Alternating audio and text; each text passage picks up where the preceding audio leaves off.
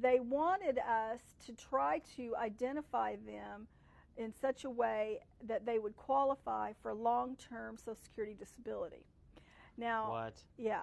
And long-term Social Security disability is for life. Yeah. So if they get identified and qualify for long-term Social Security disability, they are as good as set up for life for medical treatment. That doesn't sound like a refugee to me. Just being honest. Yeah. That sounds like somebody who's planning on staying here. Yeah, A refugee right. stays until the problem's over and then goes home. Well, that's right.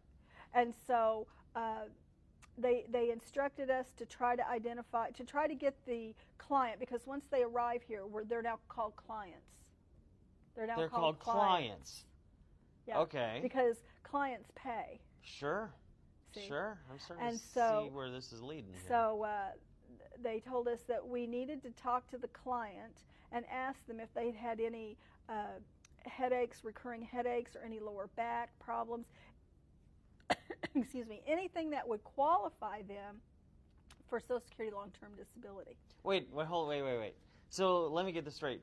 Part of the screening is supposed to be, are you sick, maimed, injured, whatever? Right. No. Okay, good, you can come in. Yeah. You get on the airplane, are you sick, maimed, injured, whatever? Yes. Good, so we can give you disability. Correct. What? Yes. This is insanity. Yes, it is insanity. But in order to get Social Security disability benefits, don't you need a Social Security number? Well, we were instructed in the meeting that one of the first things we were supposed to do was sign them up for Social Security. Yeah. Wait. This is unbelievable. So they come over here and they get a Social Security number. Right. They become legal. Correct. Are you pulling my leg? No, I'm not. And then after we processed them for a Social Security card, then we were to process them for a U.S. passport. No, you're not. Mm-hmm. Mm-hmm. So that's about the time I kind of decided, okay, I was done. I've heard everything I want to know. I was so angry about this, that they would receive a U.S. passport. It just, I just couldn't believe it. I couldn't believe that we were giving these people Social Security cards and U.S. passports and free medical, free housing, free food, free everything.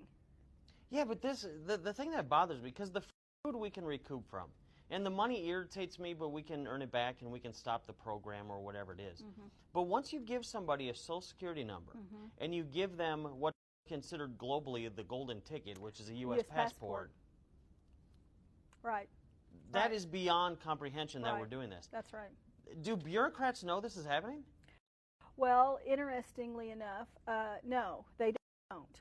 A lot of governors are unaware of how many refugees have come into their state, where they're located, under what conditions they've arrived.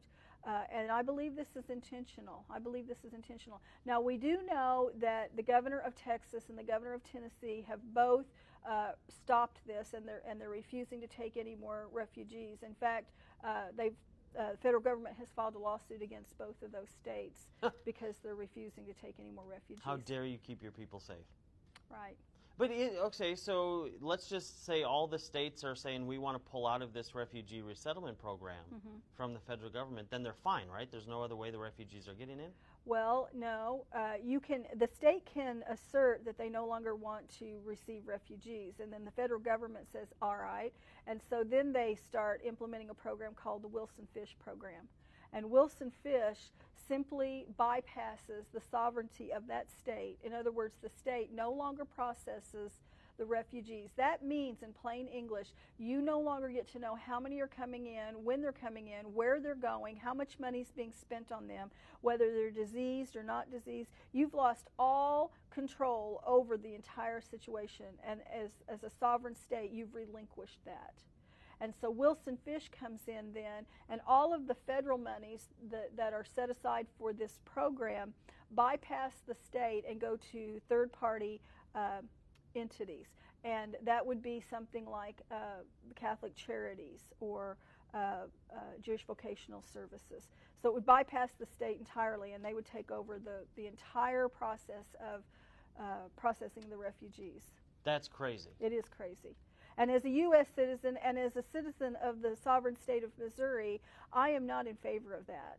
I think we need to maintain our sovereignty, just like we would in the United States. You know, honestly, we are first a citizen of the state of Missouri because Right. we are a sovereign state, and then we're a citizen of the United States of America. But our first sovereignty and citizenship is to our state, and a lot of people don't realize that.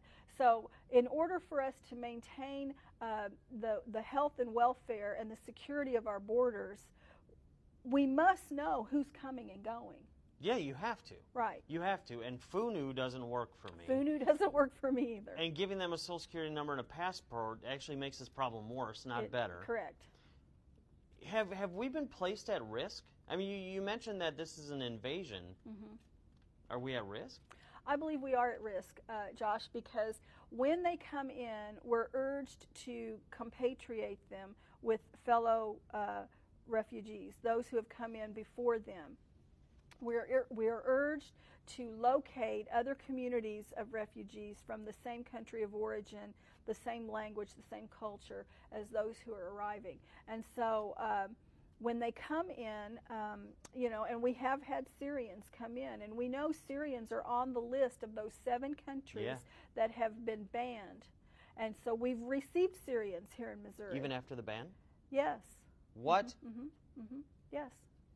And so these Syrians are coming in, and we know that they are coming from a country of origin that has malevolent intent toward us as a nation.